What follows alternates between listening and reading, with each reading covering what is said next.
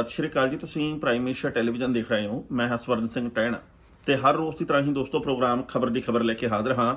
ਭਾਰਤ ਦੇ ਵਿੱਚੋਂ ਇੱਕੋ ਖਬਰ ਸਭ ਤੋਂ ਵੱਡੇ ਪੱਧਰ ਦੇ ਉੱਤੇ ਦੁਖਦਾਈ ਸਾਹਮਣੇ ਆ ਰਹੀ ਹੈ ਪਿਛਲੇ ਕਈ ਮਹੀਨਿਆਂ ਤੋਂ ਕਿ ਕਰੋਨਾ ਪੀੜਤਾਂ ਦੀ ਗਿਣਤੀ ਦੇ ਵਿੱਚ ਲਗਾਤਾਰ ਇਜ਼ਾਫਾ ਹੋ ਰਿਹਾ।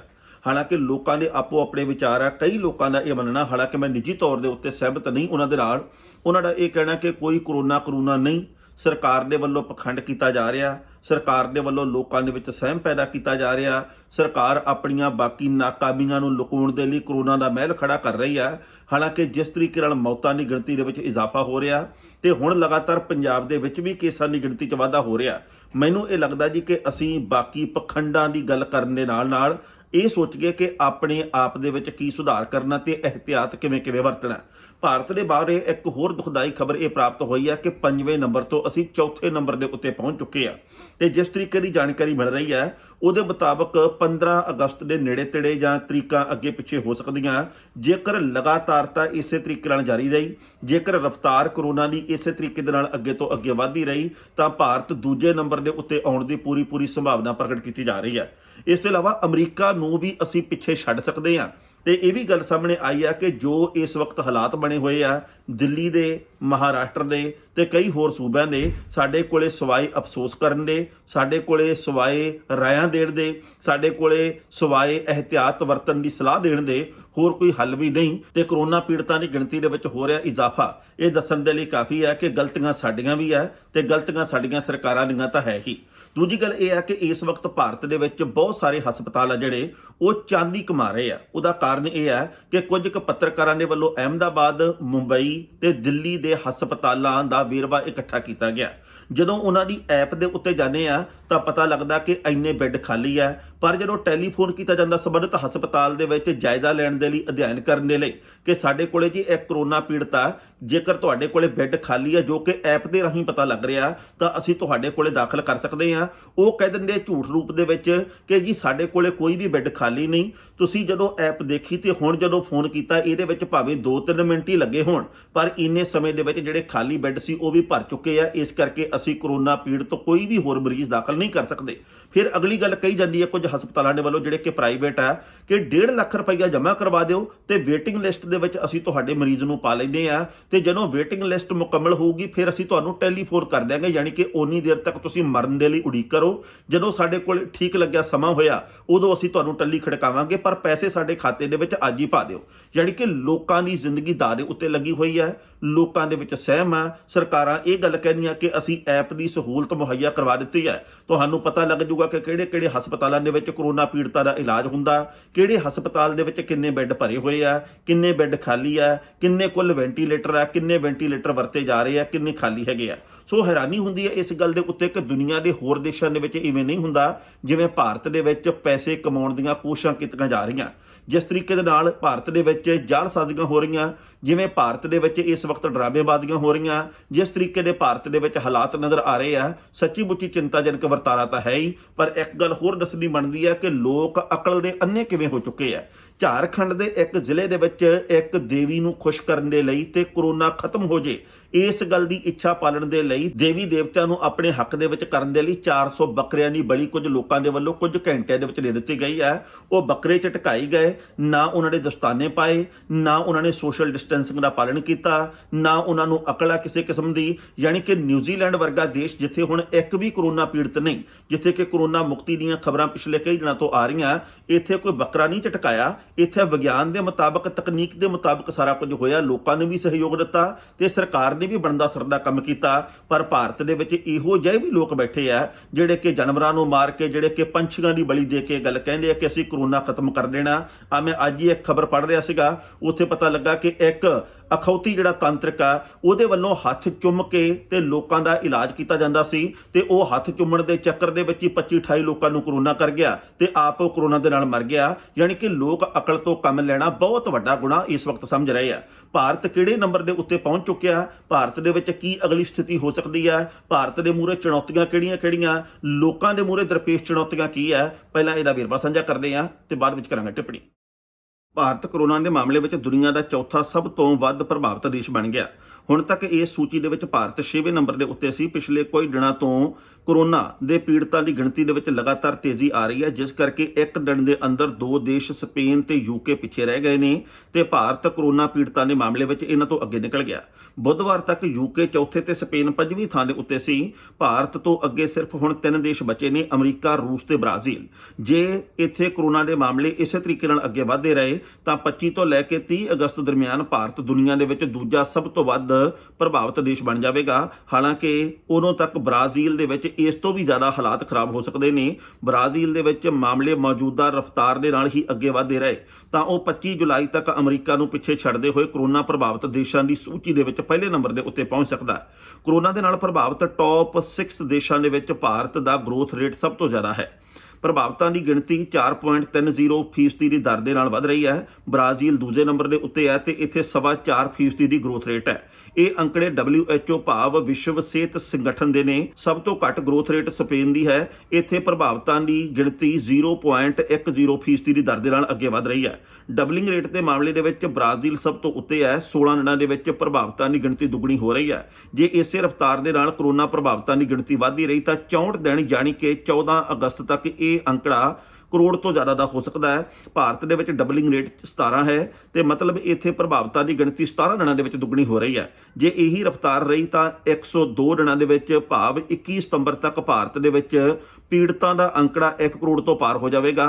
ਸਭ ਤੋਂ ਘੱਟ ਡਬਲਿੰਗ ਰੇਟ ਸਪੇਨ ਦੀ ਹੈ, ਜਿੱਥੇ 1 ਕਰੋੜ ਦਾ ਅੰਕੜਾ ਛੂਹਣ ਦੇ ਵਿੱਚ 408 ਦਿਨ ਲੱਗਣ ਦੀ ਸੰਭਾਵਨਾ ਪ੍ਰਗਟ ਕੀਤੀ ਜਾ ਰਹੀ ਹੈ। ਇਸ ਖਬਰ ਦੇ ਉੱਤੇ ਟਿੱਪਣੀ ਕਰਦੇ ਹਾਂ ਦੋਸਤੋ। ਪਹਿਲੀ ਗੱਲ ਤਾਂ ਅਸੀਂ ਕਹਾਂਗੇ ਇਸ ਵਕਤ ਭਾਰਤ ਦੀ ਸਰਕਾਰ ਵੀ ਚਿੰਤਾ ਦੇ ਵਿੱਚ ਹੈ। ਪਹਿਲਾਂ ਤਾਂ ਸਾਡੀ ਭਾਰਤ ਦੀ ਸਰਕਾਰ ਟਾਰਾ ਮਾਰਦੀ ਰਹੀ ਕਿ ਜੀ ਅਸੀਂ ਕੋਰੋਨਾ ਦੇ ਉੱਤੇ ਕਾਬੂ ਪਾ ਲਿਆ, ਅਸੀਂ ਉਹਨਾਂ ਦੇਸ਼ਾਂ ਦੇ ਵਿੱਚ ਸ਼ਾਮਲ ਹੋਣ ਦੇ ਵੱਲ ਵਧ ਰਹੇ ਹਾਂ ਜਿੱਥੇ ਸਮੱਸਿਆ ਖਤਮ ਹੋ ਜਾਣੀ ਆ, ਅਸੀਂ ਚਿੰਤਾ ਦੇ ਵਿੱਚੋਂ ਹੁਣ ਨਿਕਲਣ ਵਾਲੇ ਹਾਂ। ਪਰ ਹੁਣ ਭਾਰਤ ਦੀ ਸਰਕਾਰ ਵੀ ਦਬਵੀਂ ਸੁਰ ਦੇ ਵਿੱਚ ਇਹ ਗੱਲ ਮੰਨ ਰਹੀ ਹੈ ਕਿ ਜੀ ਹੁਣ ਸਮੱਸਿਆ ਸਿਰੋਂ ਉੱਪਰ ਜਾ ਰਹੀ ਹੈ, ਇਸ ਕਰਕੇ ਲੋਕਾਂ ਨੂੰ ਆਪਣੇ ਫਰਜ਼ ਨਿਭਾਉਣੇ ਪੈਣਗੇ। ਪਿਛਲੇ ਕੁਝ ਕੁ ਘੰਟਿਆਂ ਤੋਂ ਇਸ ਗੱਲ ਦੀ ਸੋਸ਼ਲ ਮੀਡੀਆ ਦੇ ਉੱਤੇ ਚਰਚਾ ਚੱਲ ਰਹੀ ਹੈ ਕਿ ਹਾਲਾਤ ਦੇ ਮੱਦੇਨਜ਼ਰ ਭਾਰਤ ਦੇ ਵਿੱਚ ਇੱਕ ਵਾਰ ਫਿਰ ਲੋਕਡਾਊਨ ਦੀ ਤਿਆਰੀ ਕੀਤੀ ਜਾ ਰਹੀ ਹੈ। ਹਾਲਾਂਕਿ ਇਹ ਅਧਿਕਾਰਤ ਤੌਰ ਦੇ ਉੱਤੇ ਜਾਣਕਾਰੀ ਨਹੀਂ ਆਈ, ਇਹ ਸੋਸ਼ਲ ਮੀਡੀਆ ਦੇ ਉੱਤੇ ਫੈਲਾਈ ਗਈ ਜਾਣਕਾਰੀ ਹੈ। ਪਰ ਜੇਕਰ ਹਾਲਾਤ ਸੱਚੀ ਮੁੱਚੀ ਇਸੇ ਤਰੀਕੇ ਦੇ ਨਾਲ ਵਿਕਰਾਲ ਹੁੰਦੇ ਰਹੇ, ਜੇਕਰ ਹਾਲਾਤ ਬਦਤਰ ਹੁੰਦੇ ਰਹੇ ਤਾਂ ਇਹ ਗੱਲ ਸੱਚੀ ਹੈ ਵੀ ਲੋਕਡਾਊਨ ਫਿਰ ਸ਼ੁਰੂ ਕਰਨਾ ਪੈ ਸਕਦਾ ਹੈ ਤੇ ਸਾਡੀ ਜਿਹੜੀ ਜ਼ਿੰਦਗੀ ਹੁਣ ਇੱਕ ਵਾਰ ਫਿਰ ਤਾਬੇ ਆਉਣ ਲੱਗੀ ਸੀ, ਇਹਦੇ ਵਿੱਚ ਖੜੋਤ ਆਉਣ ਦੀ ਫਿਰ ਪੂਰੀ ਦੀ ਪੂਰੀ ਸੰਭਾਵਨਾ ਹੈ। ਸੋ ਜੇਕਰ ਜਾਣਕਾਰੀ ਦੇ ਹਿਸਾਬ ਦੇ ਨਾਲ ਗੱਲ ਕਰੀਏ ਤਾਂ ਅਮਰੀਕਾ ਇਸ ਵਕਤ ਟੈਸਟਿੰਗ ਦੇ ਮਾਮਲੇ ਦੇ ਵਿੱਚ ਪਹਿਲੇ ਨੰਬਰ ਦੇ ਉੱਤੇ ਹੈ। ਭਾਰਤ ਦੇ ਵਿੱਚ ਟੈਸਟ ਵਧਾਏ ਤਾਂ ਗਏ ਆ ਪਰ ਕੋਰੋਨਾ ਪੀੜਤਾਂ ਦੀ ਗਿਣਤੀ ਦੇ ਮੁਤਾਬਕ ਟੈਸਟ ਨਹੀਂ ਹੋ ਰਹੇ, ਜਾਂ ਇਹ ਗੱਲ ਕਹਿ ਰਹੀ ਹੈ ਕਿ ਜੇਕਰ ਟੈਸਟ ਲਗਾਤਾਰ ਕੀਤੇ ਜਾਣ ਤਾਂ ਜਿੰਨੀ ਗਿਣਤੀ ਹੁਣ ਸਾਹਮਣੇ ਆ ਰਹੀ ਹੈ ਇਹਦੇ ਨਾਲੋਂ ਵੀ ਕਈ ਗੁਣਾ ਵੱਧ ਗਿਣਤੀ ਹੋ ਸਕਦੀ ਹੈ। ਪਿਛਲੇ ਦਿਨੀ ਅਮਰੀਕੀ ਰਾਸ਼ਟਰਪਤੀ ਡੋਨਾਲਡ ਟਰੰਪ ਹੋਰਾਂ ਨੇ ਇਹ ਗੱਲ ਕਹੀ ਸੀ ਕਿ ਅਸੀਂ ਟੈਸਟ ਬਹੁਤ ਕੀਤੇ ਆਪਣੇ ਦੇਸ਼ ਦੇ ਵਿੱਚ ਤਾਂ ਪਹਿਲੇ ਨੰਬਰ ਦੇ ਉੱਤੇ ਆਏ ਆ ਕੋਰੋਨਾ ਪੀੜਤਾਂ ਦੇ ਮਾਮਲੇ ਦੇ ਵਿੱਚ। ਸਾਡੀ ਜਵਾਬਦੇਹੀ ਸੀ, ਸਾਡੇ ਸਿਹਤ ਵਿਭਾਗ ਦੇ ਵੱਲੋਂ ਆਪਣੇ ਫਰਜ਼ ਤਨਦੇਹੀ ਨਾਲ ਪੂਰੇ ਕੀਤੇ ਗਏ ਆ। ਉਹਨਾਂ ਨੇ ਇਹ ਦਾਅਵਾ ਕੀਤਾ ਸੀ ਕਿ ਜੇਕਰ ਭਾਰਤ ਦੇ ਵਿੱਚ ਵੀ ਅਮਰੀਕਾ ਦੇ ਵਾਂਗੂ ਟੈਸਟ ਕੀਤੇ ਜਾਣ ਤਾਂ ਭਾਰਤ ਅਮਰੀਕਾ ਨੂੰ ਵੀ ਪਿੱਛੇ ਛੱਡ ਜੂਗਾ ਕੋਰੋਨਾ ਪੀੜਤਾਂ ਦੇ ਮਾਮਲੇ ਦੇ ਵਿੱਚ। ਇਹ ਗੱਲ ਹੁਣ ਕਿੰਨੀ ਕਿ ਸਹੀ ਮੰਨਣੀ ਹੈ ਕਿਸੇ ਨੇ, ਕਿੰਨੀ ਕਿ ਨਹੀਂ ਮੰਨਣੀ, ਇਹ ਉਹਦੀ ਆਪਦੀ ਮਰਜ਼ੀ ਦੇ ਉੱਤੇ ਨਿਰਭਰ ਕਰਦੀ ਗੱਲ ਹੈ। ਪਰ ਸਥਿਤੀ ਸੱਚੀ ਮੁੱਚੀ ਇਹੀ ਹੈ, ਹਾਲਾਤ ਇਹੀ ਹੈ ਕਿ ਜੇਕਰ ਟੈਸਟ ਸਹੀ ਤਰੀਕੇ ਨਾਲ ਹੋਣ ਤਾਂ ਜਿਹੜੇ ਅੰਕੜੇ ਸਾਨੂੰ ਹੁਣ ਡਰਾਉਂਦੇ ਆ ਇਹ ਹੋਰ ਜ਼ਿਆਦਾ ਡਰਾਉਣਗੇ। ਜਿਹੜੇ ਸਾਨੂੰ ਹੁਣ ਪੀੜਤ ਨਜ਼ਰ ਆਉਂਦੇ ਆ ਇਹ ਕਈ ਗੁਣਾ ਵੱਧ ਵੀ ਸਕਦੇ ਆ। ਸੋ ਲੋਕਾਂ ਦੇ ਲਈ ਵੀ ਬਹੁਤ ਕੁਝ ਸੋਚਣ ਵਿਚਾਰਨ ਵਾਲਾ, ਸਰਕਾਰਾਂ ਦੇ ਲਈ ਵੀ ਸੋਚਣ ਵਿਚਾਰਨ ਵਾਲਾ। ਕੱਲੀਆਂ ਤਾੜੀਆਂ ਵਜਾਉਣ ਦੇ ਨਾਲ, ਕੱਲੀਆਂ ਥਾਲੀਆਂ ਖੜਕਾਉਣ ਦੇ ਨਾਲ, ਕੱਲੀਆਂ ਮੋਮਬੱਤੀਆਂ ਜਗਾਉਣ ਦੇ ਨਾਲ, ਕੱਲੇ ਦਰਵਾਜ਼ੇ ਦੇ ਵਿੱਚ ਖੜ ਕੇ ਨਾਅਰੇ ਮਾਰਨ ਦੇ ਨਾਲ ਮਸਲੇ ਦੇ ਹੱਲ ਨਹੀਂ ਹੋਣੇ। ਜਿਹੜੇ ਦੇਸ਼ਾਂ ਨੇ ਕੋਰੋਨਾ ਦੇ ਉੱਤੇ ਘੱਟ ਜਾਂ ਵੱਧ ਕਾਬੂ ਪਾਇਆ ਉਹਨਾਂ ਨੇ ਬਹੁਤ ਕੁਝ ਸੰਭਲ ਕੇ ਚੱਲਿਆ, ਬਹੁਤ ਕੁਝ ਉਹਨਾਂ ਨੇ ਕੀਤਾ ਅਸਲੀ ਅਰਥਾਂ ਦੇ ਵਿੱਚ। ਭਾਰਤ ਦੇ ਵਿੱਚ ਉਹ ਸਾਰਾ ਕੁਝ ਨਹੀਂ ਹੋ ਰਿਹਾ ਤੇ ਕਈ ਲੋਕ ਹਾਲੇ ਵੀ ਵੱਖ-ਵੱਖ ਪਾਰਟੀਆਂ ਦੇ ਨਿੱਜੀ ਤੌਰ ਦੇ ਉੱਤੇ ਸਮਰਥਕ ਹੋਣ ਦੇ ਨਾਤੇ ਇਸ ਗੱਲ ਨੂੰ ਮੰਨ ਕੇ ਰਾਜ਼ੀ ਨਹੀਂ ਕਿ ਭਾਰਤ ਦੇ ਵਿੱਚ ਸਥਿਤੀ ਬਹੁਤ ਬਦਤਰ ਹੁੰਦੀ ਜਾ ਰਹੀ ਹੈ। ਲੋਕਾਂ ਦਾ ਇਹ ਮੰਨਣਾ ਜੀ ਕਿ ਫਲਾਣੀ ਪਾਰਟੀ ਨੇ ਸਹੀ ਕੰਮ ਕੀਤਾ, ਫਲਾਣੀ ਨੇ ਗਲਤ ਕੀਤਾ। ਪਾਰਟੀਆਂ ਦੂਜੀ ਥਾਂ ਦੇ ਉੱਤੇ ਆ, ਤੀਜੀ ਥਾਂ ਦੇ ਉੱਤੇ ਆ, ਜ਼ਿੰਦਗੀ ਮਨੁੱਖ ਦੀ ਪਹਿਲੇ ਨੰਬਰ ਦੇ ਉੱਤੇ ਆ। ਕੋਰੋਨਾ ਨੇ ਇਹ ਗੱਲ ਨਹੀਂ ਦੇਖਣੀ ਕਿ ਕਿਹੜਾ ਬੀਜੇਪੀ ਦੇ ਨਾਲ ਸੰਬੰਧਿਤ ਆ, ਕਿਹੜਾ ਆਪ ਦੇ ਨਾਲ, ਕਿਹੜਾ ਕਾਂਗਰਸੀ ਜਾਂ ਅਕਾਲੀ ਆ, ਕਿਹੜਾ ਝਾਰਖੰਡ ਮੁਕਤੀ ਮੋਰਚਾ ਨਾਲ ਜੁੜਿਆ ਹੋਇਆ। ਉਹਦੇ ਵੱਲੋਂ ਤਾਂ ਜਿਹੜਾ ਉਹਦੀ ਜ਼ਦ ਦੇ ਵਿੱਚ ਆਇਆ ਉਹਨੂੰ ਆਪਣੀ ਲਪੇਟ ਦੇ ਵਿੱਚ ਲੈ ਲਿਆ ਜਾਣਾ। ਇਸ ਕਰਕੇ ਜ਼ਿੰਦਗੀ ਬਚਾਉਣ ਦੇ ਲਈ ਬਹੁਤ ਵੱਡੇ ਪੱਧਰ ਦੇ ਉੱਤੇ ਕੁਝ ਨਾ ਕੁਝ ਸੋਚਣਾ, ਵਿਚਾਰਨਾ ਤੇ ਸਮਝਣਾ ਬਣਦਾ ਹੈ। ਸੋ ਭਾਰਤ ਜਿਸ ਤਰੀਕੇ ਨਾਲ ਚੌਥੇ ਨੰਬਰ ਦੇ ਉੱਤੇ ਆਉਣ ਦੀਆਂ ਖਬਰਾਂ ਪ੍ਰਾਪਤ ਹੋਈਆਂ, ਸੱਚੀ ਮੁੱਚੀ ਇਹ ਇੱਕ ਚਿੰਤਾਜਨਕ ਵਰਤਾਰਾ। ਭਾਰਤ ਜਿਵੇਂ ਕਿ ਗੱਲ ਕਹੀ ਜਾ ਰਹੀ ਹੈ ਕਿ ਕਿ ਚੌਥੇ ਤੋਂ ਤੀਜੇ ਨੰਬਰ ਦੇ ਉੱਤੇ ਤੇ ਤੀਜੇ ਤੋਂ ਦੂਜੇ ਨੰਬਰ ਦੇ ਉੱਤੇ ਵੀ ਪਹੁੰਚ ਸਕਦਾ ਹੈ। ਇਹ ਭਵਿੱਖਬਾਣੀ ਸੱਚੀ ਸਾਬਤ ਨਾ ਹੋਵੇ, ਇਹਦੀ ਅਸੀਂ ਕਾਮਨਾ ਕਰਦੇ ਹਾਂ, ਪਰ ਕੱਲੀ ਕਾਮਨਾ ਦੇ ਨਾਲ ਵੀ ਕੁਝ ਨਹੀਂ ਬਣਨਾ। ਬਹੁਤ ਕੁਝ ਸਾਨੂੰ ਸਭ ਨੂੰ ਸਮੂਹਕ ਤੌਰ ਦੇ ਉੱਤੇ ਹਮਲੇ ਦੇ ਰੂਪ ਦੇ ਵਿੱਚ, ਕਰੋਨਾ ਦੇ ਖਿਲਾਫ ਲੜਾਈ ਦੇ ਰੂਪ ਦੇ ਵਿੱਚ ਕਰਨਾ ਪਊਗਾ।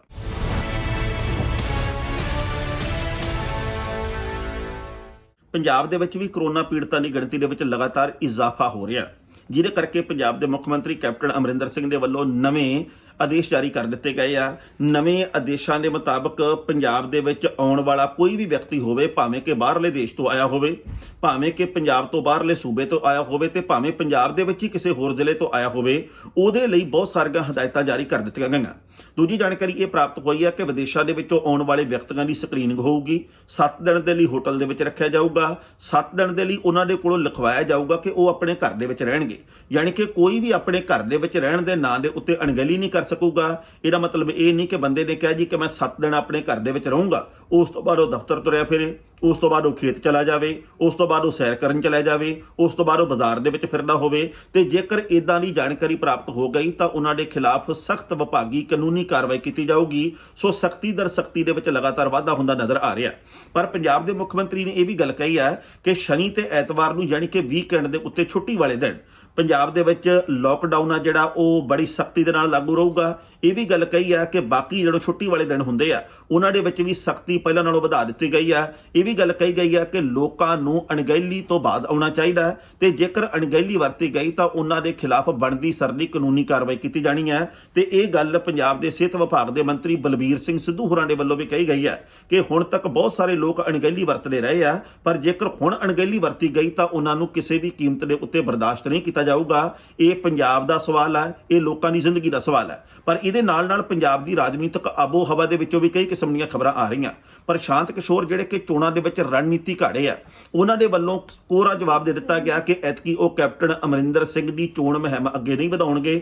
ਉਹਨਾਂ ਦੇ ਵੱਲੋਂ ਇਹ ਗੱਲ ਕਹਿ ਦਿੱਤੀ ਗਈ ਆ ਕਿ ਉਹ ਐਤਕੀ ਕਾਂਗਰਸ ਤੋਂ ਦੂਰੀ ਬਣਾ ਕੇ ਰੱਖਣਗੇ। ਉਹਨਾਂ ਦੇ ਵੱਲੋਂ ਇਹ ਗੱਲ ਦੋ ਟੁਕ ਸ਼ਬਦਾਂ ਦੇ ਵਿੱਚ ਕਹਿ ਦਿੱਤੀ ਗਈ ਹੈ ਕਿ ਜਿਵੇਂ ਬੀਤੀ ਠੀਕ ਬੀਤੀ, ਪਰ ਹੁਣ ਇਸ ਵਕਤ ਅਸੀਂ ਉਸ ਸਥਿਤੀ ਦੇ ਵਿੱਚ ਨਹੀਂ ਕਿ ਕਾਂਗਰਸ ਦੇ ਨਾਲ ਸਹਿਯੋਗ ਦੀ ਗੱਲ ਕੀਤੀ ਜਾਵੇ। ਸੋ ਇੱਕ ਪਾਸੇ ਜਦੋਂ ਪੰਜਾਬ ਦੇ 55 ਦੇ ਕਰੀਬ ਕਾਂਗਰਸੀ ਵਿਧਾਇਕ ਇਹ ਗੱਲ ਕਹਿ ਰਹੇ ਆ ਕਿ ਪ੍ਰਸ਼ਾਂਤ ਕਿਸ਼ੋਰ ਬਿਨਾਂ ਆਪਣਾ ਸਰਦਾ ਨਹੀਂ, ਪਰ ਦੂਜੇ ਪਾਸੇ ਪਤਾ ਇਹ ਲੱਗਾ ਕਿ ਸੁਨੀਲ ਜਾਖੜ ਤੇ ਆਸ਼ਾ ਕੁਮਾਰੀ, ਉਹਨਾਂ ਦੇ ਵੱਲੋਂ ਇਹ ਗੱਲ ਕਹੀ ਗਈ ਹੈ ਕੈਪਟਨ ਅਮਰਿੰਦਰ ਸਿੰਘ ਨੂੰ ਕਿ ਆਪਣਾ ਪ੍ਰਸ਼ਾਂਤ ਕਿਸ਼ੋਰ ਤੋਂ ਬਿਨਾਂ ਸਰਦਾ ਵੀ ਹੈ।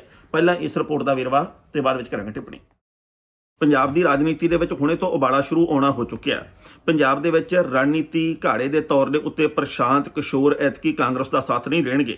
ਹਾਲਾਂਕਿ ਪਿਛਲੇ ਦਿਨੀ ਪੰਜਾਬ ਦੇ ਮੁੱਖ ਮੰਤਰੀ ਕੈਪਟਨ ਅਮਰਿੰਦਰ ਸਿੰਘ ਦੇ ਦੋਹਤੇ ਦੇ ਵੱਲੋਂ ਪ੍ਰਸ਼ਾਂਤ ਕਿਸ਼ੋਰ ਦੇ ਨਾਲ ਦਿੱਲੀ ਦੇ ਵਿੱਚ ਮੁਲਾਕਾਤ ਕੀਤੀ ਗਈ। ਉਸ ਵਕਤ ਵੀ ਇਹ ਖਬਰ ਆਈ ਸੀ ਕਿ ਪ੍ਰਸ਼ਾਂਤ ਕਿਸ਼ੋਰ ਨੇ ਕਾਂਗਰਸ ਦੇ ਲਈ ਨੀਤੀ ਘੜਨ ਦੇ ਵਿੱਚ ਐਤਕੀ ਕੋਰਾ ਜਵਾਬ ਦੇ ਦਿੱਤਾ। ਪਰ ਇਸ ਦੇ ਬਾਵਜੂਦ ਪੰਜਾਬ ਦੇ ਕਈ ਕਾਂਗਰਸੀ ਆਗੂਆਂ ਨੂੰ ਇਸ ਗੱਲ ਦੀ ਆਸ ਸੀ ਕਿ ਪ੍ਰਸ਼ਾਂਤ ਕਿਸ਼ੋਰ ਐਤਕੀ ਵੀ ਪਿਛਲੀਆਂ ਚੋਣਾਂ ਦੇ ਵਾਂਗ ਕਾਂਗਰਸ ਦੇ ਲਈ ਮੁਹਿੰਮ ਉਲੀਕਣਗੇ। ਦੂਜੇ ਪਾਸੇ ਇਹ ਵੀ ਜਾਣਕਾਰੀ ਪ੍ਰਾਪਤ ਹੋਈ ਹੈ ਕਿ ਪੰਜਾਬ ਦੇ ਕੁਝ ਕਾਂਗਰਸੀ ਆਗੂ ਪ੍ਰਸ਼ਾਂਤ ਕਿਸ਼ੋਰ ਦੇ ਹੱਕ ਦੇ ਵਿੱਚ ਨੇ, ਪਰ ਕੁਝ ਇੱਕ ਕਾਂਗਰਸੀ ਆਗੂਆਂ ਨੇ ਇਹ ਗੱਲ ਕਹੀ ਹੈ ਕਿ ਪ੍ਰਸ਼ਾਂਤ ਕਿਸ਼ੋਰ ਤੋਂ ਬਿਨਾਂ ਵੀ ਆਪਣਾ ਸਰਦਾ। ਇਹ ਸੂਚੀ ਦੇ ਵਿੱਚ ਸੁਣਨ ਚ ਆਇਆ ਕਿ ਸੁਨੀਲ ਜਾਖੜ ਤੇ ਆਸ਼ਾ ਕੁਮਾਰੀ ਦੇ ਵੱਲੋਂ ਗੱਲ ਕਹੀ ਗਈ ਹੈ ਕਿ ਪ੍ਰਸ਼ਾਂਤ ਕਿਸ਼ੋਰ ਦਾ ਸਾਥ ਲੈਣ ਦੀ ਕੋਈ ਜ਼ਰੂਰਤ ਨਹੀਂ।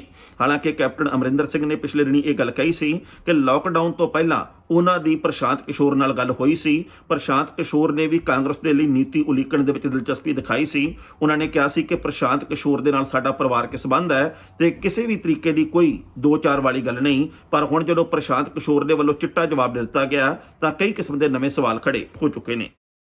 ਇਸ ਖਬਰ ਦੇ ਉੱਤੇ ਟਿੱਪਣੀ ਕਰਦੇ ਦੋਸਤੋ, ਪਹਿਲੀ ਗੱਲ ਤਾਂ ਅਸੀਂ ਕਹਾਂਗੇ ਕਿ ਪੰਜਾਬ ਦੀ ਰਾਜਨੀਤੀ ਦੇ ਵਿੱਚ ਉਬਾਲ ਆਉਣਾ ਹਾਲੇ ਬਾਕੀ ਹੈ।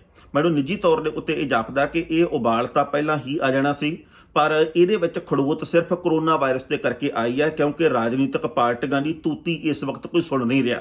ਕਿਉਂਕਿ ਇਸ ਵਕਤ ਲੋਕਾਂ ਦੇ ਮਨਾਂ ਵਿੱਚ ਸਹਿਮ ਹੈ, ਲੋਕਾਂ ਦੇ ਕਾਰੋਬਾਰ ਪ੍ਰਭਾਵਿਤ ਹੋਏ ਆ, ਲੋਕਾਂ ਦੇ ਆਰਥਿਕ ਹਿੱਤਾਂ ਦੇ ਉੱਤੇ ਸੱਟ ਵੱਜੀ ਹੈ। ਇਸ ਕਰਕੇ ਲੋਕਾਂ ਨੂੰ ਕੁਝ ਸੁੱਝ ਨਹੀਂ ਰਿਹਾ ਕਿ ਕਿਹੜੀ ਤੂਤੀ ਵਜਾ ਰਿਹਾ। ਪਰ ਕੋਸ਼ਿਸ਼ ਕੁਝ ਕੁ ਰਾਜਨੀਤਿਕ ਲੋਕਾਂ ਦੇ ਵੱਲੋਂ ਕੀਤੀ ਜਾ ਰਹੀ ਹੈ ਕਿ 1.5 ਸਾਲ ਬੇਸ਼ੱਕ ਵੋਟਾਂ ਦੇ ਵਿੱਚ ਹਾਲੇ ਬਾਕੀ ਪਿਆ, ਪਰ ਤੂਤੀ ਆਪਣੀ ਹੁਣੇ ਤੋਂ ਵਜਾਉਣੀ ਸ਼ੁਰੂ ਕਰ ਦੇਗੇ। ਲੋਕ ਇਸ ਤੂਤੀ ਦਾ ਆਉਂਦੇ ਦਿਨਾਂ ਦੇ ਵਿੱਚ ਕਿੰਨਾ ਕੁ ਪ੍ਰਭਾਵਕ ਬੋਲਦੇ ਆ ਇਹ ਵਕਤ ਨੇ ਆਪੇ ਬਿਆਨ ਕਰਨਾ। ਪਰ ਵੱਡੀ ਗੱਲ ਇਹ ਹੈ ਕਿ ਪ੍ਰਸ਼ਾਂਤ ਕਿਸ਼ੋਰ ਦੇ ਵੱਲੋਂ ਐਤਕੀ ਕੈਪਟਨ ਅਮਰਿੰਦਰ ਸਿੰਘ ਦਾ ਪ੍ਰਚਾਰ ਕਰਨ ਤੋਂ ਤੋਂ ਖਹਿੜਾ ਛਡਾਉਣ ਦੀ ਜੁਗਤ ਕਿਉਂ ਬਣਾਈ ਗਈ ਹੈ? ਉਹ ਕਿਹੜੀ ਗੱਲੋਂ ਕਾਂਗਰਸ ਦੇ ਕੋਲੋਂ ਦੂਰੀ ਬਣਾ ਕੇ ਚੱਲਦੇ ਆ? ਕੀ ਪ੍ਰਸ਼ਾਂਤ ਕਿਸ਼ੋਰ ਨੂੰ ਐਤਕੀ ਇਸ ਗੱਲ ਦੀ ਆਸ ਹੈ ਕਿ ਕਾਂਗਰਸ ਨੇ 3.5 ਸਾਲਾਂ ਦੇ ਵਿੱਚ ਕੀਤਾ ਕੁਝ ਨਹੀਂ ਤੇ ਮੇਰੀ ਮੁਹਿੰਮ ਵੀ ਆਉਂਦੇ 1.5 ਸਾਲ ਦੇ ਵਿੱਚ ਕੋਈ ਰੰਗ ਨਹੀਂ ਦਿਖਾ ਸਕਦੀ? ਜਾਂ ਉਹਨੂੰ ਇਸ ਗੱਲ ਦੇ ਬਾਬਤ ਭਿਣਕ ਲੱਗ ਚੁੱਕੀ ਹੈ ਕਿ ਪੰਜਾਬ ਕਾਂਗਰਸ ਦੇ ਵਿੱਚ ਧੜੇਬੰਦੀ ਬਹੁਤ ਹੈ ਤੇ ਮੈਨੂੰ ਨਾਪਸੰਦ ਕਰਨ ਵਾਲੇ ਲੋਕ ਵੀ ਕਾਂਗਰਸ ਦੇ ਸੀਨੀਅਰ ਲੀਡਰ ਹੈਗੇ ਆ, ਇਸ ਕਰਕੇ ਆਉਂਦੇ ਦਿਨਾਂ ਦੇ ਵਿੱਚ ਬਹੁਤ ਕੁਝ ਹੋਣਾ ਬਾਕੀ ਹੈ, ਜਾਂ ਕਹਿ ਲਈਏ ਆਉਂਦੇ ਮਹੀਨਿਆਂ ਦੇ ਵਿੱਚ ਬੜਾ ਕੁਝ ਹੋ ਸਕਦਾ ਹੈ। ਹਾਲਾਂਕਿ ਪ੍ਰਸ਼ਾਂਤ ਕਿਸ਼ੋਰ ਦੇ ਵੱਲੋਂ ਦਿੱਤੇ ਗਏ ਚਿੱਟੇ ਜਵਾਬ ਨੂੰ ਅਸੀਂ ਆਖਰੀ ਨਹੀਂ ਮੰਨਦੇ, ਕਿਉਂਕਿ ਰਾਜਨੀਤੀ ਦੇ ਵਿੱਚ ਬਹੁਤ ਕੁਝ ਸਮੇਂ-ਸਮੇਂ ਦੇ ਉੱਤੇ ਹੁੰਦਾ। ਪਰ ਪਿਛਲੇ ਕੋਈ ਦਿਨਾਂ ਤੋਂ ਜਿਸ ਤਰੀਕੇ ਦੀਆਂ ਖਬਰਾਂ ਆ ਰਹੀਆਂ ਕਿ ਨਵਜੋਤ ਸਿੰਘ ਸਿੱਧੂ ਨੂੰ ਪ੍ਰਸ਼ਾਂਤ ਕਿਸ਼ੋਰ ਆਮ ਆਦਮੀ ਪਾਰਟੀ 'ਚ ਲਿਜਾਣਾ ਚਾਹੁੰਦੇ ਆ, ਐਤਕੀ ਪ੍ਰਸ਼ਾਂਤ ਕਿਸ਼ੋਰ ਆਮ ਆਦਮੀ ਪਾਰਟੀ ਦੇ ਲਈ ਪੰਜਾਬ ਦੇ ਵਿੱਚ ਕੰਮ ਕਰਨਗੇ, ਐਤਕੀ ਪ੍ਰਸ਼ਾਂਤ ਕਿਸ਼ੋਰ ਕਈ ਲੋਕਾਂ ਨੂੰ ਪੱਟ ਕੇ ਆਮ ਆਦਮੀ ਪਾਰਟੀ ਦੇ ਵਿੱਚ ਲਿਜਾਣ ਦੇ ਲਈ ਵਿਚੋਲਗੀ ਦੀ ਭੂਮਿਕਾ ਵੀ ਅਦਾ ਕਰ ਰਹੇ ਆ। ਇਹ ਅੰਦਾਜ਼ੇ ਨੇ ਜਾਂ ਇਹ ਸਹੀ ਅਰਥਾਂ ਦੇ ਵਿੱਚ ਸੱਚ ਸਾਬਤ ਹੋਣ ਵਾਲੀ ਗੱਲ ਹੈ? ਇਹ ਵਕਤ ਨੇ ਆਪ ਮੁਹਾਰੇ ਬਿਆਨ ਕਰਨੀ ਹੈ। ਪਰ ਇਹ ਗੱਲ ਸੱਚੀ ਹੈ ਕਿ ਪ੍ਰਸ਼ਾਂਤ ਕਿਸ਼ੋਰ ਦੀ ਟੀਮ ਦੀ ਇਸ ਗੱਲ ਦੇ ਵਿੱਚ ਮੁਹਾਰਤ ਹੈ ਕਿ ਉਹ ਸਾਲ 1.5 ਸਾਲ ਪਹਿਲਾਂ ਕਿਸੇ ਵੀ ਸੂਬੇ ਦੇ ਵਿੱਚ ਕੰਮ ਕਰਨਾ ਸ਼ੁਰੂ ਕਰਦੇ ਆ, ਲੋਕਾਂ ਦੀ ਕਿਸੇ ਇੱਕ ਵਿਸ਼ੇ ਦੇ ਉੱਤੇ ਰਾਏ ਬਣਾਉਂਦੇ ਆ, ਰਾਏ ਬਦਲ ਦਿੰਦੇ ਆ, ਉਸ ਤੋਂ ਬਾਅਦ ਲੋਕਾਂ ਨੂੰ ਇਹੋ ਜਿਹਾ ਕੁਝ ਦਿਖਾਇਆ ਜਾਂਦਾ ਜਿਹਦੇ ਕਰਕੇ ਲੋਕਾਂ ਨੂੰ ਇਹ ਲੱਗਦਾ ਕਿ ਆਹ ਕੁਝ ਤਾਂ ਇਹੀ ਪਾਰਟੀ ਕਰ ਸਕਦੀ ਹੈ। ਹਾਲਾਂਕਿ ਲੋਕ ਇਸ ਪੁਚਲਾਵੇ ਦੇ ਵਿੱਚ ਆ ਕੇ ਕਈ ਵਾਰ ਖੁਦ ਨੂੰ ਠੱਗੇ ਵੀ ਮਹਿਸੂਸ ਕਰਦੇ ਆ। ਪਰ ਪ੍ਰਸ਼ਾਂਤ ਕਿਸ਼ੋਰ ਕੀ ਆਉਂਦੇ ਸਮੇਂ 'ਚ ਕਰਦਾ ਇਹ ਵਕਤ ਦੱਸੂਗਾ। ਕਿਹੜੀ ਪਾਰਟੀ ਦੇ ਲਈ ਸਹੀ ਅਰਥਾਂ ਦੇ ਵਿੱਚ ਕਰਦਾ ਇਹ ਵੀ ਵਕਤ ਨੇ ਬਿਆਨ ਕਰਨਾ। ਪਰ ਪਿਛਲੇ ਦਿਨੀ ਵੀਰ ਦਵਿੰਦਰ ਸਿੰਘ ਨੇ ਕਿਹਾ ਸੀ ਕਿ ਪ੍ਰਸ਼ਾਂਤ ਕਿਸ਼ੋਰ ਬਹੁਤ ਵੱਡਾ ਠੱਗ ਹੈ, ਉਹਦੇ ਉੱਤੇ ਯਕੀਨ ਨਹੀਂ ਕਰਨਾ ਚਾਹੀਦਾ। ਕੌਣ ਠੱਗ ਹੈ ਤੇ ਕੌਣ ਇੱਥੇ ਭਗਤ ਹੈ ਇਹ ਤਾਂ ਆਪਾਂ ਸਾਰੇ ਜਾਣਦੇ ਹੀ ਆ। ਪਰ ਪੰਜਾਬ ਦੀ ਰਾਜਨੀਤੀ ਦੇ ਵਿੱਚ ਆਉਂਦੇ ਕੁਝ ਮਹੀਨਿਆਂ ਦੇ ਵਿੱਚ ਉਬਾਲ ਆਉਣਾ ਇਹ ਗੱਲ ਪੱਕੀ ਹੈ। ਪੰਜਾਬ ਦੇ ਵਿੱਚ ਇਸ ਵਕਤ ਬੱਸਾਂ ਚੱਲ ਰਹੀਆਂ। ਹਾਲਾਂਕਿ ਬੱਸਾਂ ਦੇ ਨਾਲ ਕਈ ਤਰ੍ਹਾਂ ਦੇ ਨਿਯਮ ਵੀ ਜਾਰੀ ਕੀਤੇ ਗਏ ਆ ਕਿ ਇੱਕ ਬੱਸ ਦੇ ਵਿੱਚ 26-27 ਤੋਂ ਵੱਧ ਸਵਾਰੀਆਂ ਨਹੀਂ ਬਹਿਣੀਆਂ ਚਾਹੀਦੀਆਂ, ਯਾਨੀ ਕਿ ਸੋਸ਼ਲ ਡਿਸਟੈਂਸਿੰਗ ਦਾ ਪਾਲਣ ਕਰਨਾ ਚਾਹੀਦਾ। ਪਰ ਲੋਕਾਂ ਦੀ ਵੀ ਮਜਬੂਰੀ ਹੈ ਤੇ ਬੱਸਾਂ ਦੇ ਚਾਲਕ ਜਾਂ ਬੱਸਾਂ ਦੇ ਮਾਲਕ ਆ ਜਿਹੜੇ ਉਹ ਵੀ ਕਹਿੰਦੇ ਆ ਕਿ ਆਪਾਂ ਜੇਬਾਂ ਭਰਨੀਆਂ, ਕੋਈ ਮਰਦਾ ਮਰੇ ਕੋਈ ਜਿਉਂਦਾ ਜੀਵੇ, ਅਸੀਂ ਇਸ ਗੱਲ ਤੋਂ ਕੀ ਲੈਣਾ। ਜਿਸ ਦਿਨ ਬੱਸਾਂ ਨੂੰ ਚਲਾਉਣ ਦੀ ਗੱਲ ਕੀਤੀ ਗਈ ਸੀ ਪੰਜਾਬ ਦੇ ਮੁੱਖ ਮੰਤਰੀ ਸਾਹਿਬ ਦੇ ਵੱਲੋਂ, ਅਸੀਂ ਉਸ ਦਿਨ ਵੀ ਇਹ ਗੱਲ ਕਹੀ ਸੀ ਕਿ ਲੋਕਾਂ ਨੂੰ ਆਪਣੀ ਜ਼ਿੰਦਗੀ ਖੁਦ ਬਚਾਉਣ ਦੇ ਲਈ ਕਾਹਲ ਕਰਨੀ ਚਾਹੀਦੀ ਹੈ, ਕੁਝ ਨਾ ਕੁਝ ਸੋਚਣਾ ਚਾਹੀਦਾ। ਇਹਦਾ ਮਤਲਬ ਇਹ ਨਹੀਂ ਕਿ ਜਿਵੇਂ ਨਿਯਮ ਹੋ ਗਏ ਲਾਗੂ ਤੇ ਆਪਾਂ ਉਹਦਾ ਉਲੰਘਣ ਕਰਾਂਗੇ ਤੇ ਸਾਨੂੰ ਇਸ ਗੱਲ ਦੇ ਵਿੱਚ ਫਾਇਦਾ, ਪਰ ਨੁਕਸਾਨ ਵੱਡੇ ਪੱਧਰ ਦੇ ਉੱਤੇ ਸਾਡਾ ਵੀ ਹੋ ਸਕਦਾ ਹੈ। ਹੁਣ ਇਹ ਖਬਰਾਂ ਆਉਣ ਲੱਗ ਪਈਆਂ ਕਿ ਹੁਣ ਜਦੋਂ ਰੇਲ ਸੇਵਾ ਪ੍ਰਭਾਵਿਤ ਹੈ, ਜਦੋਂ ਹੁਣ ਕਾਰ ਦੇ ਵਿੱਚ 3 ਤੋਂ ਵੱਧ ਲੋਕਾਂ ਨੂੰ ਬੈਠਣ ਦੀ ਆਗਿਆ ਨਹੀਂ, ਕਿਉਂਕਿ ਜੇਕਰ ਚੌਥਾ ਜਣਾ ਬੈਠਿਆ ਤਾਂ ਪੁਲਿਸ ਆ ਜਿਹੜੀ ਉਹ ਚਲਾਨ ਕੱਟ ਦਿੰਦੀ ਹੈ ਤੇ ਬਣਦੀ ਵਿਭਾਗੀ ਕਾਰਵਾਈ ਦੀ ਵੀ ਗੱਲ ਕਹੀ ਜਾ ਰਹੀ ਹੈ। ਪਰ ਬੱਸਾਂ ਦੇ ਵਿੱਚ ਜੇਕਰ 40-40 45-45 ਜਣੇ ਬੈਠ ਜਾਂਦੇ ਆ, ਕਿਉਂਕਿ ਉਹ ਵੱਡਿਆਂ ਦੀਆਂ ਬੱਸਾਂ, ਉਹ ਕਿਉਂਕਿ ਸਰਮਾਏਦਾਰਾਂ ਦੀਆਂ ਬੱਸਾਂ, ਉਹ ਕਿਉਂਕਿ ਸੱਤਾਧਾਰੀ ਧਿਰਾਂ ਜਾਂ ਸਾਬਕਾ ਸੱਤਾਧਾਰੀ ਧਿਰਾਂ ਦੀਆਂ ਬੱਸਾਂ, ਇਸ ਕਰਕੇ ਉਹਨਾਂ ਦੇ ਉੱਤੇ ਕੋਈ ਕਾਰਵਾਈ ਨਹੀਂ ਹੁੰਦੀ। ਜੇਕਰ ਤੁਸੀਂ ਕਾਰ ਦੇ ਵਿੱਚ 3 ਤੋਂ ਵੱਧ ਲੋਕ ਬੈਠੇ ਆ ਤੁਹਾਡਾ ਚਲਾਨ ਕੱਟਿਆ ਜਾਣਾ। ਜੇਕਰ ਤੁਸੀਂ ਬੱਸ ਦੇ ਵਿੱਚ 30 ਤੋਂ ਵੱਧ ਲੋਕ ਬੈਠੇ ਹੋ ਤਾਂ ਫਿਰ ਬੱਸ ਦੇ ਚਾਲਕਾਂ ਨੂੰ ਜਾਂ ਬੱਸ ਦੇ ਮਾਲਕਾਂ ਨੂੰ ਕਿਸੇ ਕਿਸਮ ਦੀ ਕੋਈ ਕਾਨੂੰਨੀ ਕਾਰਵਾਈ ਦਾ ਸਾਹਮਣਾ ਨਹੀਂ ਕਰਨਾ ਪੈਂਦਾ। ਪਹਿਲਾਂ ਇਸ ਰਿਪੋਰਟ ਦਾ ਵੇਰਵਾ ਤੇ ਬਾਅਦ ਵਿੱਚ ਕਰਾਂਗੇ ਟਿੱਪਣੀ। ਸਵਾਰੀਆਂ ਦੀ ਬਹੁਤਾਤ ਤੇ ਲਾਰੀਆਂ ਦੀ ਘਾਟ ਲੋਕਾਂ ਨੂੰ ਰੇਲਾਂ ਯਾਦ ਕਰਵਾ ਰਹੀ ਹੈ। ਉਂਝ ਬੱਸਾਂ ਚੱਲ ਤਾਂ ਰਹੀਆਂ ਨੇ ਪਰ ਟਾਈਮ ਘੱਟ ਹੋਣ ਕਰਕੇ ਕਰੋਨਾ ਨਿਯਮ ਛਿੱਕੇ ਟੰਗੇ ਜਾ ਰਹੇ ਨੇ। ਕਾਰਾਂ ਲੋਕਾਂ ਨੂੰ ਵਾਰਾ ਵੀ ਨਹੀਂ ਖਾਂਦੀਆਂ। 3 ਜਣਿਆਂ ਤੋਂ ਵੱਧ ਹੋਣ ਦੀ ਸੂਰਤ ਦੇ ਵਿੱਚ ਮੋਟੇ ਚਲਾਨ ਭੁਗਤਣੇ ਪੈਂਦੇ ਨੇ। ਬਠਿੰਡਾ ਤੋਂ ਰੋਜ਼ਾਨਾ ਹਜ਼ਾਰਾਂ ਕਰਮਚਾਰੀ ਆਸ-ਪਾਸ ਦੇ 100 ਕਿਲੋਮੀਟਰ ਦੇ ਘੇਰੇ ਤੱਕ ਡਿਊਟੀ ਕਰਨ ਲਈ ਜਾਂਦੇ ਨੇ। ਇਹਨਾਂ ਵਿੱਚੋਂ ਬਹੁਤਿਆਂ ਦੀ ਆਵਾਜਾਈ ਦਾ ਸਸਤਾ ਤੇ ਵਧੀਆ ਸਾਧਨ ਰੇਲ ਗੱਡੀ ਹੈ। ਤਾਲਾਬੰਦੀ ਮੌਕੇ ਰੇਲਾਂ ਤੇ ਬੱਸਾਂ ਦਾ ਚੱਕਾ ਜਾਮ ਹੋਣ ਕਰਕੇ ਇਹਨਾਂ ਦੀ ਮਜਬੂਰੀ ਦਾ ਸਾਧਨ ਨਿੱਜੀ ਵਾਹਨ ਬਣੇ ਨੇ। ਬੱਸਾਂ ਦੀ ਬੇਯਕੀਨੀ ਵਾਲੀ ਸਮਾਂ ਸਾਰਣੀ ਤੇ ਵਧੇਰੇ ਸਵਾਰੀਆਂ ਹੋਣ ਕਰਕੇ ਮੁਲਾਜ਼ਮ ਇਹਨਾਂ ਦੇ ਵਿੱਚ ਪੈਰ ਪਾਉਣ ਤੋਂ ਕੰਨੀ ਕਤਰਾਉਂਦੇ ਨੇ। ਉਂਝ ਵੀ ਨਿੱਜੀ ਬੱਸਾਂ 25 ਸਵਾਰੀਆਂ ਵਾਲੇ ਕੋਵਿਡ ਨਿਯਮਾਂ ਨੂੰ ਤਾਕ ਦੇ ਉੱਤੇ ਰੱਖ ਕੇ ਸੜਕਾਂ ਨਾਪ ਰਹੀਆਂ ਨੇ। ਸਿਤਮ ਜ਼ਰੀਫੀ ਇਹ ਹੈ ਕਿ ਚਲਾਨ ਬੁੱਕ ਦੇ ਉੱਤੇ ਟ੍ਰੈਫਿਕ ਅਧਿਕਾਰੀਆਂ ਦੀ ਕਲਮ ਵੀ ਸਿਰਫ 2 ਪਹੀਆ ਤੇ ਹਲਕੇ ਵਾਹਨਾਂ ਦੇ ਲਈ ਚੱਲਦੀ ਹੈ। ਸਿਆਸੀ ਰਸੂਖ ਵਾਲੇ ਵੱਡੇ ਟਰਾਂਸਪੋਰਟਰਾਂ ਦੀਆਂ ਮੋਟਰਾਂ ਮੋਟੀ ਰਕਮ ਕਰਨ ਦੇ ਲਈ ਮੁੜ ਸੜਕਾਂ ਦੇ ਉੱਤੇ ਉਤਰੀਆਂ ਨੇ। ਸਵਾਰੀਆਂ ਦੇ ਨਾਲ ਬੱਸਾਂ ਨੱਕੋ ਨੱਕ ਭਰੀਆਂ ਜਾ ਰਹੀਆਂ ਨੇ। ਕੁੜਕੀ ਦੇ ਵਿੱਚ ਫਸੀ ਨਿੱਤ ਦੇ ਮੁਸਾਫਰਾਂ ਦੀ ਜਾਨ ਕਈ ਤਰ੍ਹਾਂ ਦੇ ਨਵੇਂ ਸਵਾਲ ਖੜੇ ਕਰ ਰਹੀ ਹੈ। ਇਸ ਖਬਰ ਦੇ ਉੱਤੇ ਟਿੱਪਣੀ ਕਰਦੇ ਪਹਿਲੀ ਗੱਲ ਤਾਂ ਅਸੀਂ ਕਹਾਂਗੇ ਲੋਕਾਂ ਨੂੰ ਆਪਣੀ ਜ਼ਿੰਦਗੀ ਬਚਾਉਣ ਦੇ ਲਈ ਖੁਦ ਕੋਸ਼ਿਸ਼ ਕਰਨੀ ਪੈਣੀ ਹੈ। ਇਹ ਗੱਲ ਅਸੀਂ ਪਹਿਲੇ ਦਿਨ ਤੋਂ ਕਹਿ ਰਹੇ ਹਾਂ। ਸਿਰਫ ਸਰਕਾਰ ਦੇ ਨਿਯਮਾਂ ਨੂੰ, ਸਿਰਫ ਬੱਸਾਂ ਦੇ ਨਾਲ ਜੁੜੇ ਹੋਏ ਕਾਰੋਬਾਰੀਆਂ ਨੂੰ ਇਹ ਸੋਚਣ ਦੀ ਲੋੜ ਨਹੀਂ। ਉਹਨਾਂ ਨੇ ਸੋਚਣਾ ਵੀ ਨਹੀਂ, ਭਾਵੇਂ ਜਿੰਨਾ ਮਰਜ਼ੀ ਦਬਾਅ ਬਣੇ, ਉਹਨਾਂ ਨੇ ਇਹ ਸੋਚਣਾ ਵੀ ਵੱਟਤ ਕਿੱਥੋਂ ਹੁੰਦੀ ਹੈ, ਸਾਡੇ ਖਰਚੇ ਕਿੱਥੋਂ ਪੂਰੇ ਹੁੰਦੇ ਆ, ਸਾਨੂੰ ਮੁਨਾਫਾ ਕਿੱਥੋਂ ਆਉਂਦਾ। ਪਰ ਲੋਕਾਂ ਨੂੰ ਇਹ ਸੋਚਣਾ ਪਏਗਾ ਕਿ ਅਸੀਂ ਬਚਣਾ ਕਿਵੇਂ ਆ। ਬਹੁਤ ਸਾਰੀਆਂ ਬੱਸਾਂ ਦੀ ਫੋਟੋ ਅੱਜ ਮੇਰੇ ਸਾਹਮਣੇ ਸੀ ਜਿਹਦੇ ਵਿੱਚ ਸਵਾਰੀਆਂ ਨੱਕੋ ਨੱਕ ਭਰੀਆਂ ਹੋਈਆਂ।